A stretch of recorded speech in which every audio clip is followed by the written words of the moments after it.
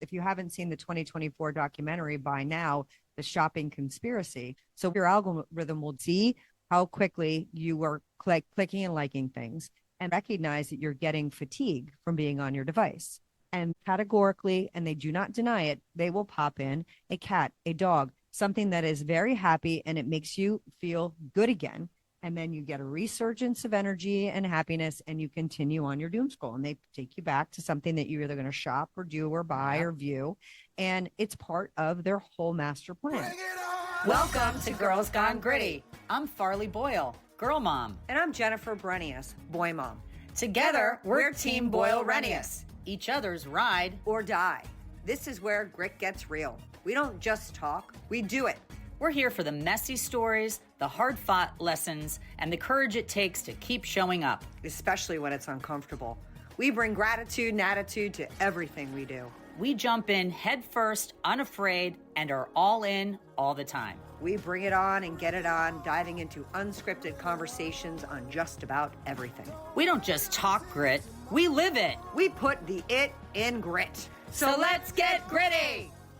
Welcome to another episode of Girls Gone Gritty. We are thrilled to be here, and we hope that you enjoyed last week's episode. We've gotten feedback, and some of you tuned in, and maybe others tuned out because you were a little scared of the conversation, but we might need to go a little deeper next time. Bottom line, the debate we were putting out there was, do you consider it cheating to use toys on your own? And what we got back as feedback is the men feel slightly intimidated that if a girl is using a toy in his absence, then she's replacing him, and it takes away her desire to have sex because she's already fulfilled. And that's a tough situation because, men can do it relatively quickly, and maybe they do it 5 times a day and have at it. Makes my job less. There you go. Less stuff for us to do. We're good. But, I do understand the other way around, because if it is taking away your desire and the connection in the relationship with your significant other, then maybe it's not a good idea to use your vibrator and other things often. Which sort of leads us to our episode, which has zero to do with that, but has to do with the love that our animals can give us. Because sometimes they are a replacement for your spouse, and you're like, I'm snuggling with my puppy dog and today. Sometimes our spouses were like, I wish I could get as much love as Moose or Blue gets. And I understand that. Yeah. So we're going to talk about that later in today's episode, and the importance and the props that pets are getting on social media. And we might even have a famous pet in the house today. But before we get to that, Far, you have our top 3. I sure do. Number 3, in Finland, they found out sometimes a little dirt is exactly what the body needs. Swapping rubber playgrounds for a simple dirt or forest floor leads to immune system boosts within just 1 year. We have to go backwards in order to go forwards these days. We went from plastic playgrounds with plastic chips. I think germs could stick to rubber. Yes. I'm rubber, you're glue. What sticks on me bounces off to you. It's not fun to not rough and tumbled and getting dirty. That's the whole point. You had to come in and take a bath, and you hated the bath, but you were dirty in your fingernails and toes and in every last little crevice of your body. And now it's so pristine that it's actually causing more issues because the kids don't have immune response. Look at turf. Look what turf is doing, promoting injuries, because cleats are getting stuck and it's not a natural surface, and it's much easier to play a sport on grass with regards to injury control. Number 2, all aboard 2 more cruise ships quarantining at sea. Even Julie McCoy and Doc can't help this time. All right. Well, this is crazy. I've never taken a cruise, and I know people love cruises.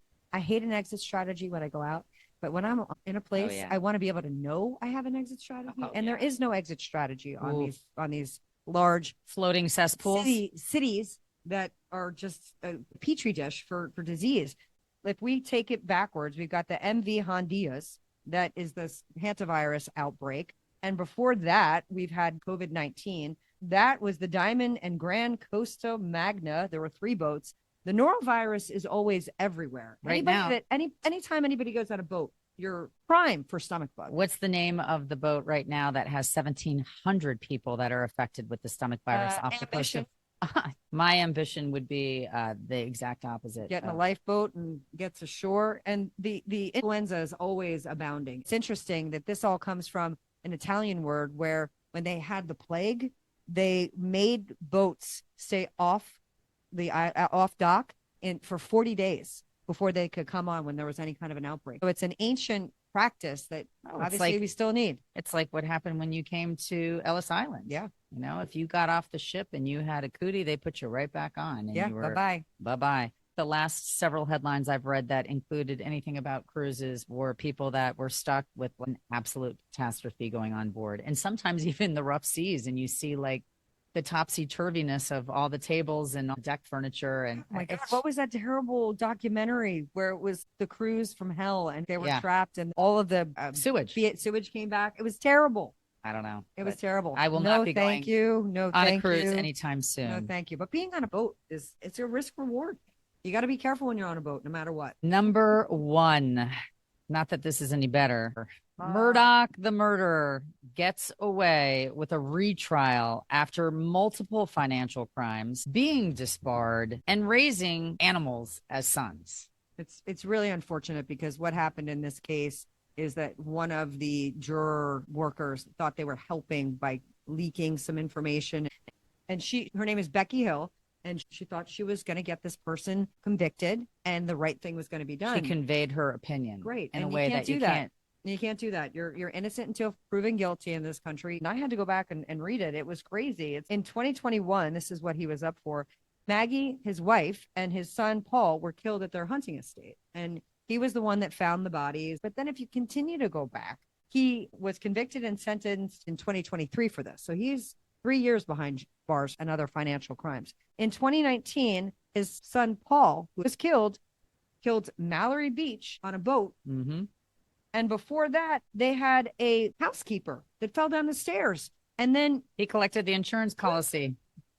And his son also, it was like a hit and run disaster. Yeah, the nursing student, Stephen Smith, maybe it was homicide. So it's just like, his family is nuts. Walks like a duck, quacks like a duck. There's lots of stuff going on with this. And it's an interesting Netflix series. He's serving 40 years for his financial crimes. And he had the law under his thumb because they were the big attorneys in town. So they figured out a way to really screw the system. And now they are screwed, hopefully. But the retrial is annoying. And it's a lot of tax dollars, time and money to go back to the drawing board. And some of the evidence or some things that had been used are no longer able to be used because of this mistrial or retrial. It's so sad because the son and mom are dead. And here we are back at trial. Where's the justice? That's the problem with the county clerk is she just does not want to see this guy get off. And she couldn't contain herself because she thinks he's such a scumbag.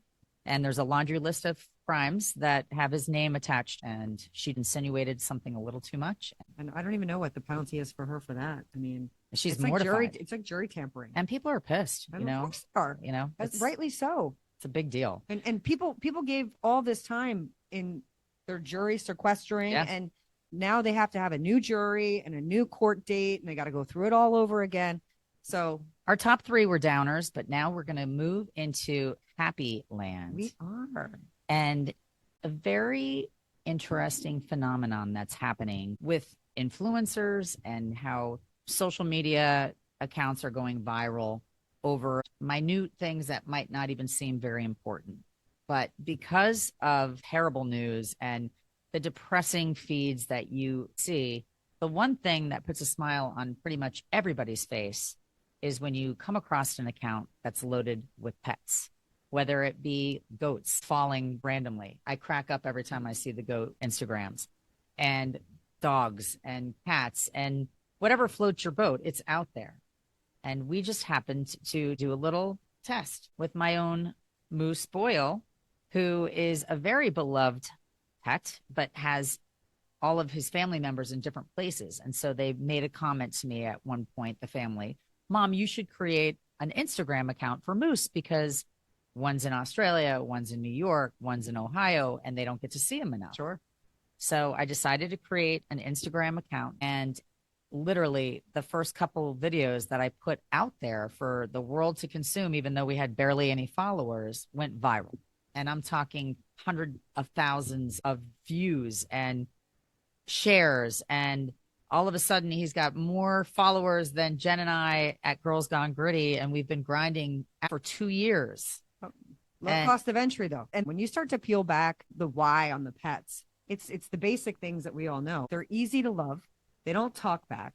There's a likability and an almost baby-like quality about them when you see them with the big eyes, and they just love you no matter what. So it's a very easy like for people. It's a quick dopamine hit of Absolutely. positivity. And when people are doom scrolling and all of a sudden they're like, God, I got to put the phone down.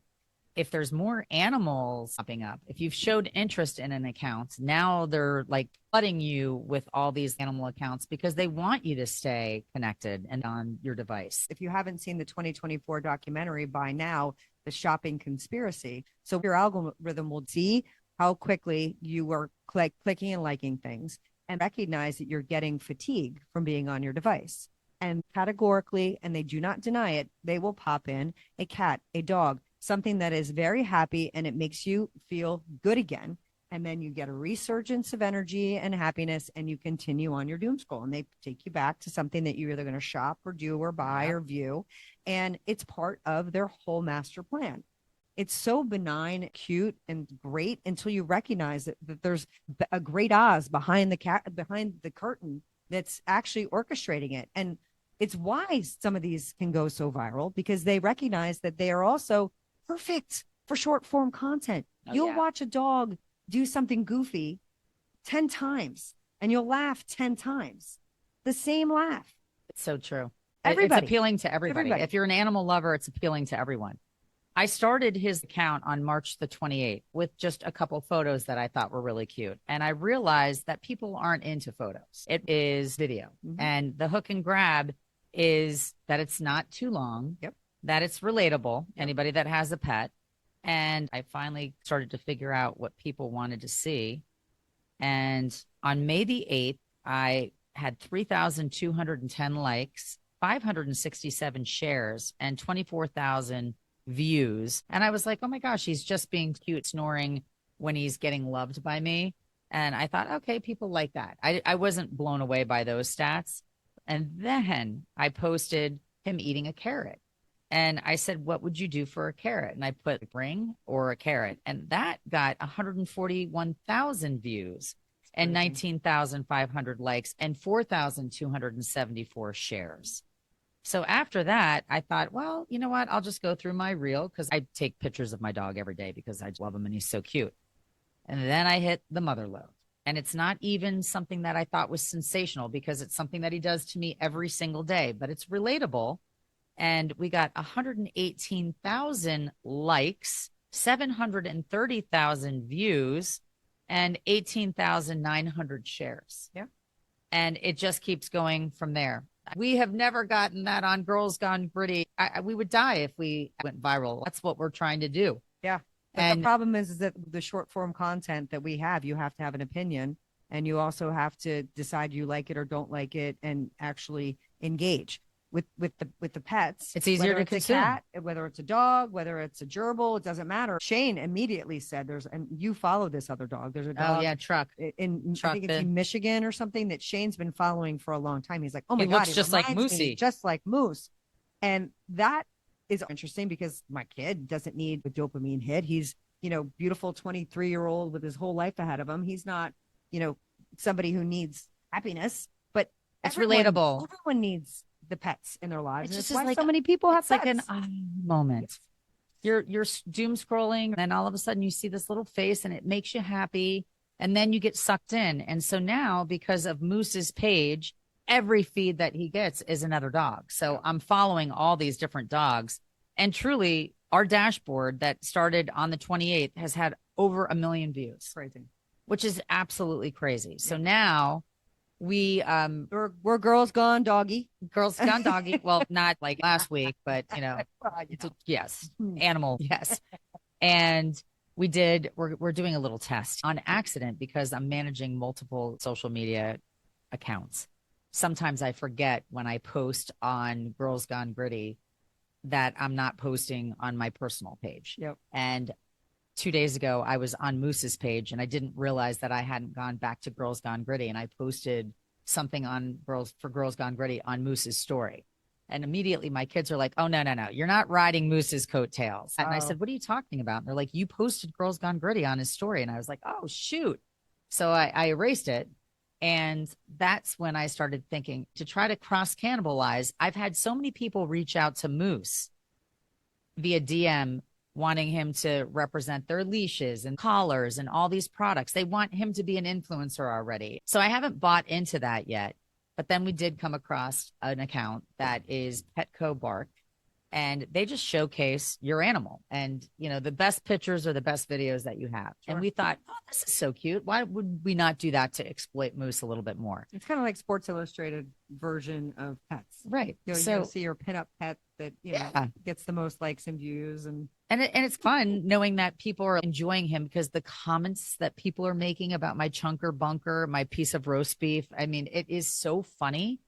So we looked at Petco Bark and said, okay, yeah, well, let me sign up. I would love to, you know, just submit a couple pictures. And then we realized, as we took a deeper dive, that there was a cost affiliated with it.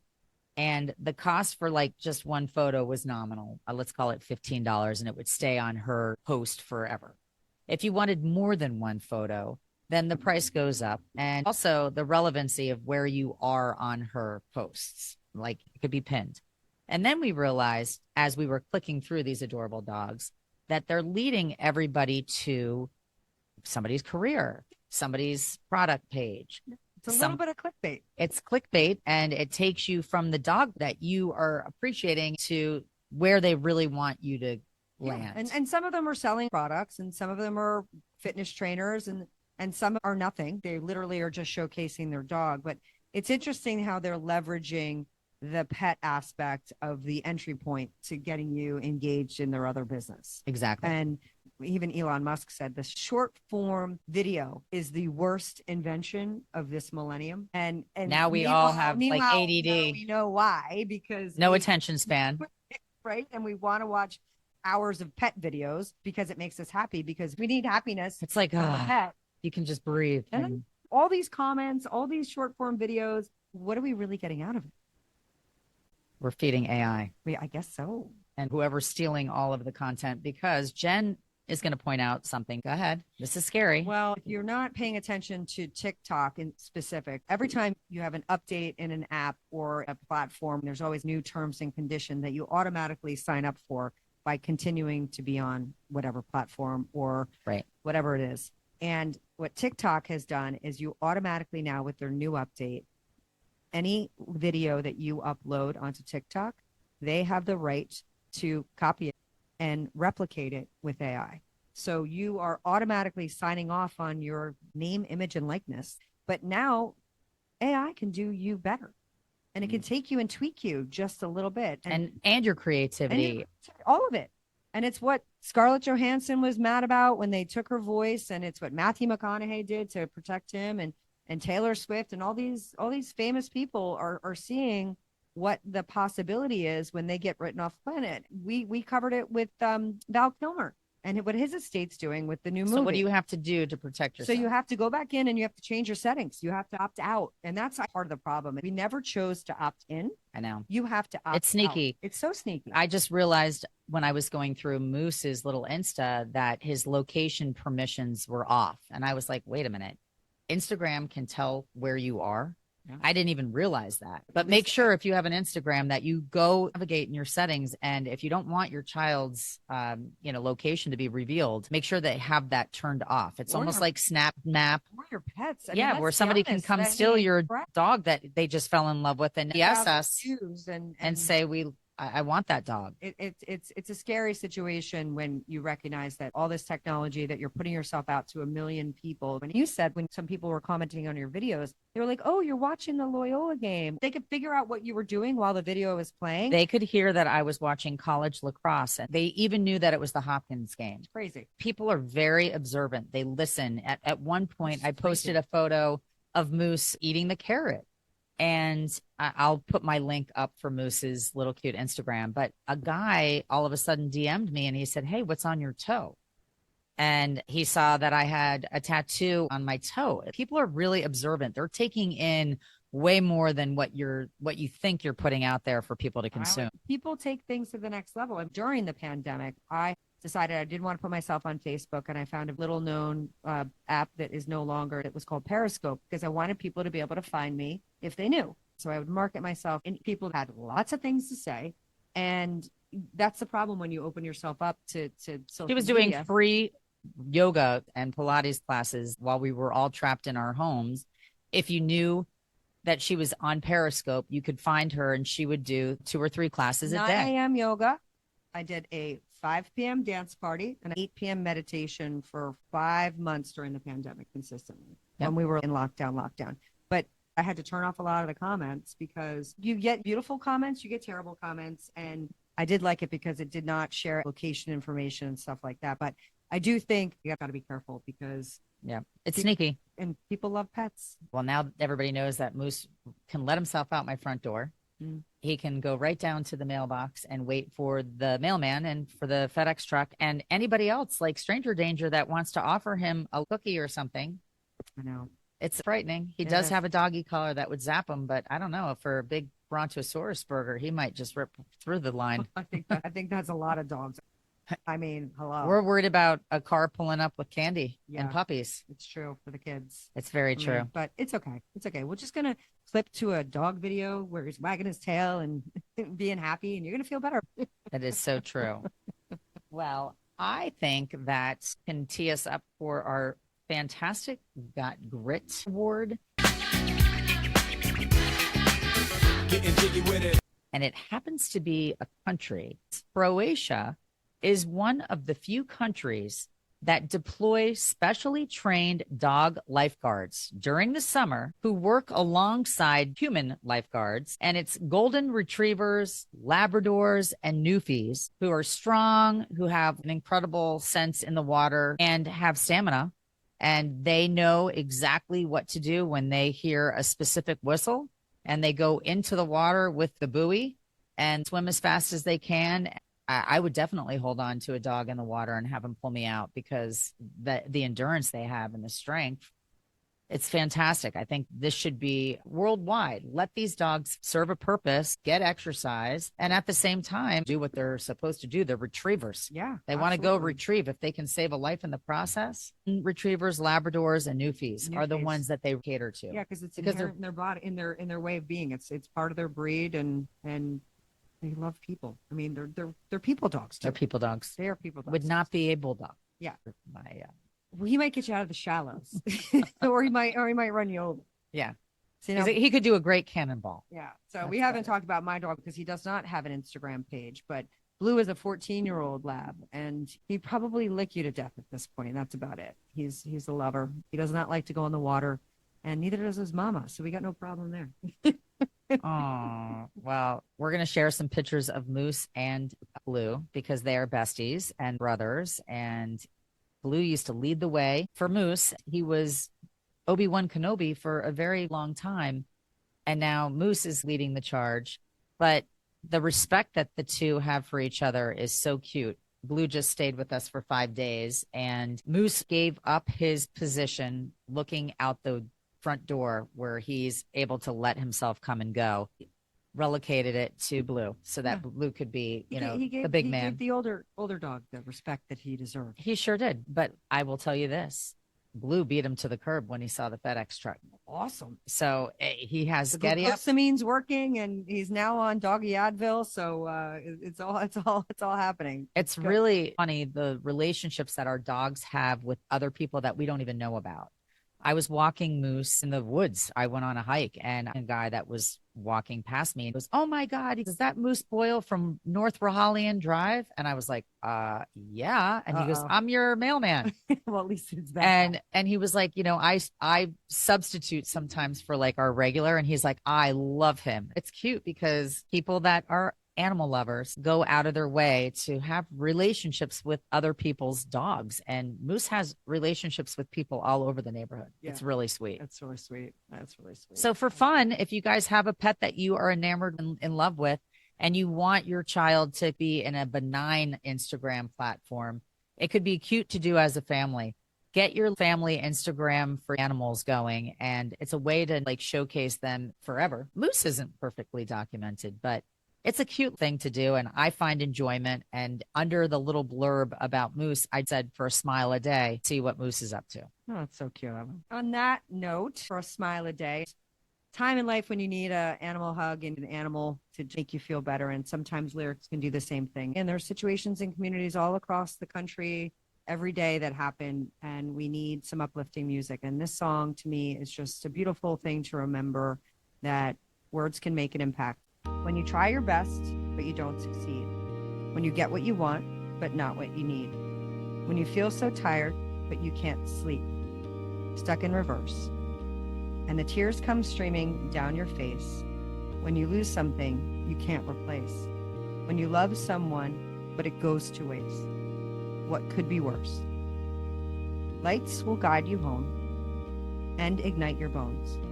And I will try to fix you. Oh, it's so beautiful. Chris Martin, Coldplay. He wrote this when Gwyneth Paltrow was really mourning her dad. And it's a song that can be applied to anything and everything. It's a beautiful ballad. It haunts your body. It does. And especially as a mother, when your kids and people that you love are hurting. I'm a problem solver and somebody who got a very flowchart brain. And I'm like, okay, what's the problem? Let's fix it. And sometimes you can't. And music heals. It does. This song could heal you. If you need quiet time and you don't want to hear anybody, just listen to the words. It really does get inside of you and it helps fix. I've listened to this song when I'm mourning. Yeah. Because I want to be fixed. And it's up tempo. It is. And it beautiful. Picks up and it does so many things to repair. So Great hopefully we're helping you be fixed and loved and you're wagging your tail by the end of the episode. Thank you so much for tuning in to Girls Gone Gritty. And we look forward to seeing you again next week. And we will be sharing all kinds of links and photos of Moose and some other accounts that have befriended us. We did have a special guest on set today. However, he could not fit up here with us. What's going to happen? So we're going to share some of the photos of us trying to make that happen because Moose comes downstairs often into our Bring It On Studios. He tries to kind of be in the mix, but he's a little low. But he does hop in the car with me sometimes when I pull in, when I open the door. If I don't open the door and get out fast enough, he'll hop into my car because he thinks he's going for a walk. So yeah, we're going to share some stuff with you and we look forward to seeing you next Thursday. Awesome. Bye. Peace. Thank you for tuning in to another episode of Girls Gone Gritty. Visit us on Instagram, Facebook, and now TikTok. If this episode hits home, share it with someone who needs to get gritty. Own it and put the it in grit. See you next episode.